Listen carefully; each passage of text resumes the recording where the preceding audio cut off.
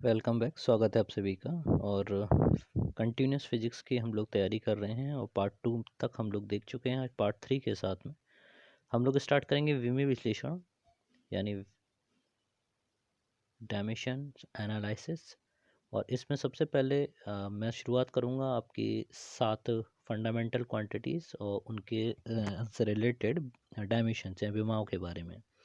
तो यहाँ पर सबसे पहले हम लेते हैं लंबाई को। लंबाई कह लीजिए या दूरी कह लीजिए या चाल कह लीजिए, सॉरी विस्थापन कह लीजिए, यानी जिसको भी हम मीटर में नापते हैं, जिसका भी मीटर में आप मेज़रमेंट करते हैं उसमें डायमेंशंस एल ली जाएगी। तो ये पहली वाली हुई। इसके बाद हम लोग बात करें सेकंड वाली राशि के बारे में, तो उसमें आप मास ले लीजिए, द्रव्यमान। द्रव्यमान को यानी जिसको भी हम किलोग्राम में नापते हैं उसका जो डायमेंशंस होगा वो लेंगे कैपिटल एम, यानी मास से रिलेटेड है।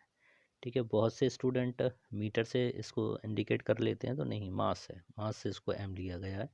वहीं पे तीसरे वाले की बात करें, समय पर आते हैं, तो समय में टाइम लिया जाता है, तो टाइम के लिए कैपिटल टी यहाँ पर प्रयोग किया जाएगा। ओके, इसी तरह से आपका टेम्परेचर यानी ताप की बात करें तो यहाँ पर थीटा बना के टेम्परेचर डिनोट किया जाता है, या केल्विन भी लिया जाता है, के से दिखाएंगे। इसी प्रकार से विद्युत धारा यानी एम्पियर और उसका मात्रक एम्पियर लिया जाता है, और विमी सूत्र में हम कैपिटल ए से उसको इंडिकेट करते हैं।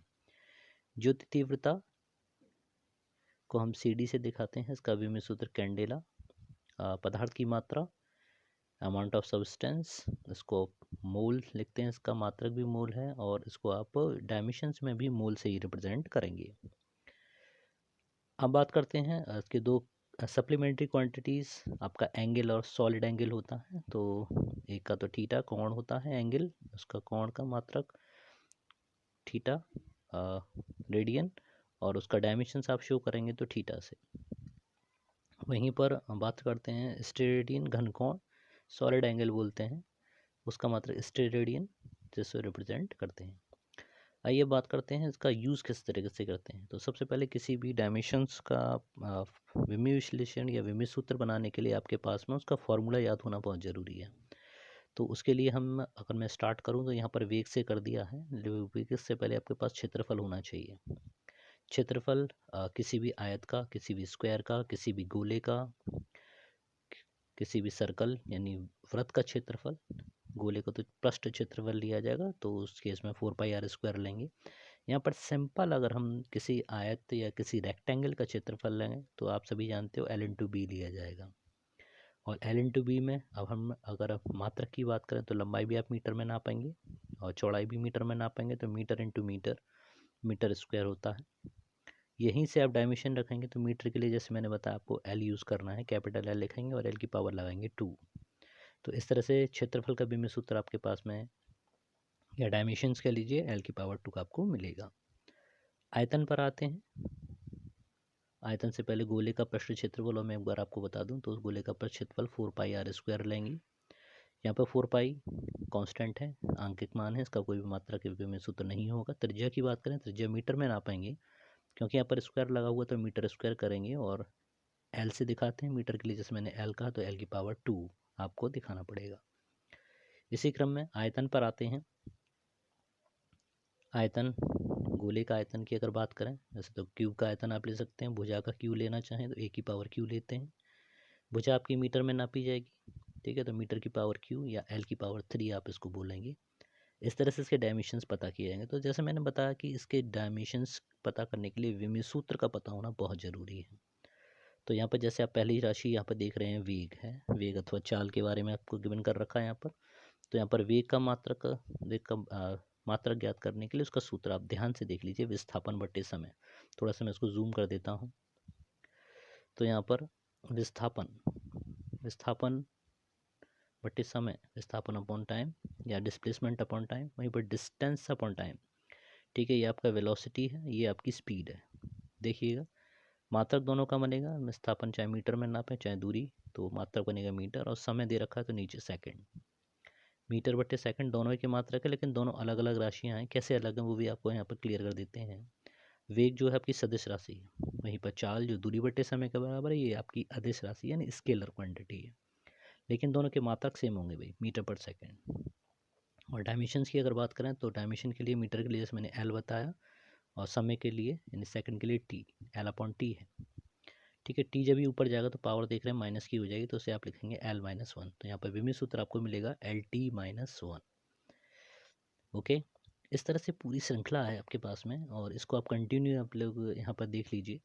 यहाँ पर अगला आता है आपके पास में त्वरण। त्वरण को बोलते हैं एक्सेलरेशन। तो उसका स्क्रीनशॉट लेना चाहें तो आइए आप में से स्क्रीनशॉट इसका लेके, इसके सबसे पहले मैंने बताया फंडामेंटल तैयार करना है। त्वरण पे आते हैं, वेग परिवर्तन बटे समय अंतराल, the change in velocity with respect to time. और यहाँ पर अगर आप मात्रक की बात करें तो वेग परिवर्तन हो चाहे वेग हो, तो परिवर्तन से उसके मात्रक पे कोई फर्क नहीं पड़ने वाला। तो वेग परिवर्तन का जो मात्रक है मीटर पर सेकंड, और समय का और ले लीजिए, उस सेकंड नीचे आएगा। यहाँ सेकंड सेकंड का आपस में मल्टीप्लाई हो तो सेकंड स्क्वायर होगा, तो मात्रक यहाँ से बनेगा मीटर पर सेकंड स्क्वायर। देख पा रहे हैं सभी लोग?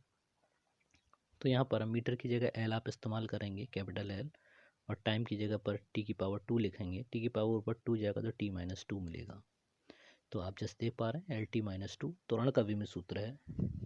इन्हीं सूत्रों का उपयोग लगातार हम आगे करते रहेंगे।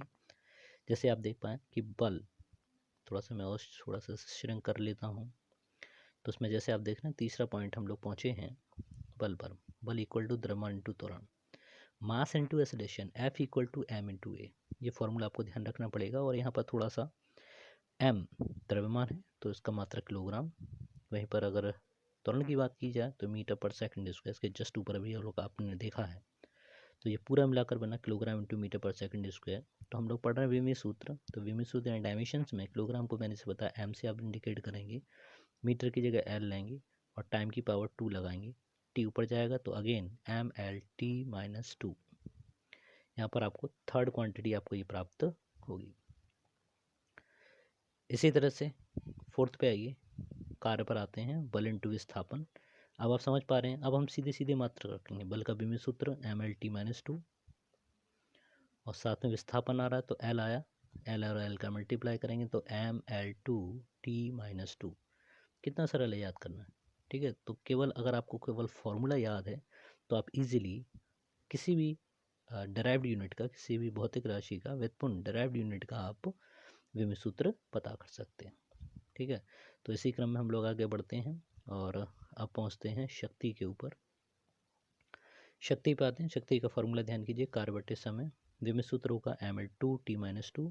समय नीचे है तो टी नीचे, टी ऊपर जाएगा तो माइनस 2 और टी की पावर माइनस 1 प्लस हो गया हुआ M L two T minus 3। In similar way संवेग को लेंगे। संवेग बराबर मोमेंटम बोलते हैं, P equals to M into V से आप लोग इसको याद रखिएगा। तो द्रव्यमान एम को दिखा रहा है और वेलोसिटी यानी वी एल टी माइनस 1। द्रव्यमान किलोग्राम मीटर प्रति सेकंड, ये होगा इसका विमित सूत्र और मात्रा।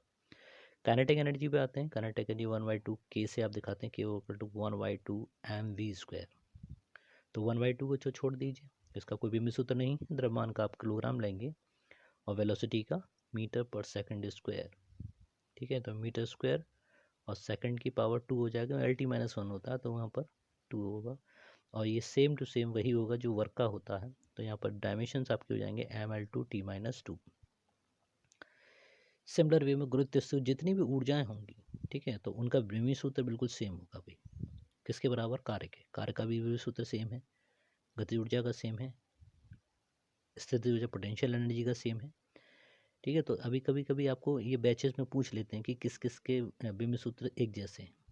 तो आज ये नंबर 10 तक मैं रखूँगा, उसके बाद नेक्स्ट वीडियो में आप लोगों से मिलता हूँ।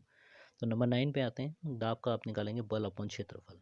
बल का विमित सूत्र एम एल टी माइनस 2 और क्षेत्रफल का एल की पावर 2। तो एल की पावर 2 जब ऊपर जाएगी तो +1 तो ऊपर है ही, -2 ऊपर जाएगा, टी माइनस 2 ऑलरेडी पहले से ऊपर है, तो यहाँ पर +1 और -1 फिनिश होकर एल माइनस 1 टी माइनस 2 मिलेगा, जो दाब का विमित सूत्र प्रेशर का होगा। 10 पे आते हैं। संवेग और आवेग लगभग बराबर ही होते हैं। ठीक है, आवेग का विमित सूत्र भी यहाँ आता है, एफ इंटू डेल्टा टी के बराबर है। इन दोनों के डायमेंशन एक जैसे होंगे, M L T minus 2 into T. तो यहाँ पर टी प्लस का 1 और माइनस का 2 आपको -1 देगा, तो एम एल टी माइनस 1 आपको मिलेगा, जो बिल्कुल संवेग के बराबर है।